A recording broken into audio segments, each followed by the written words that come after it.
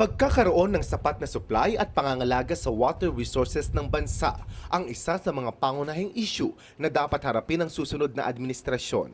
Kritikal na usapin ito, lalo na sa pagtitiyak na may sapat na supply ng malinis na tubig sa buong bansa.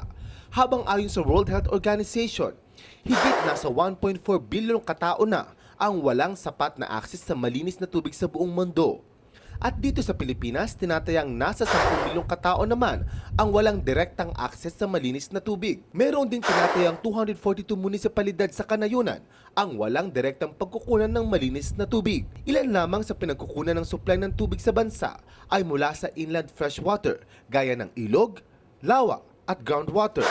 Habang may 11 water dam sa buong bansa, isa sa pinakamalaki sa Asia ang San Roque Dam sa Pangasinan. Bukod sa Department of Environment and Natural Resources, isa sa mga ahensya ng pamahalaang nangangalaga sa water system sa mga probinsya ay ang Local Water Utilities Administration o LUWA.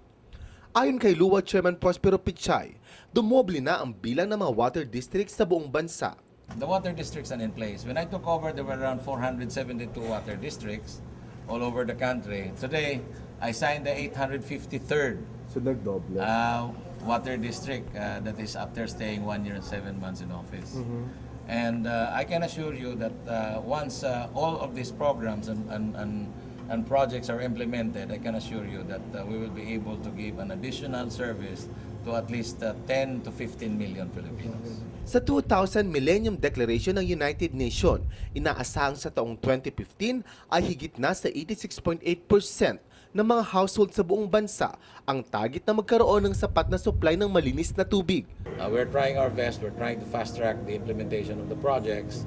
We have around 911 ongoing projects right now all over the country so that we will be able to serve 10 to 15 million Filipinos. Kasabay nito, hinihikayat ng pamahalaan ng taong bayan na tumulong na magtipid sa tubig.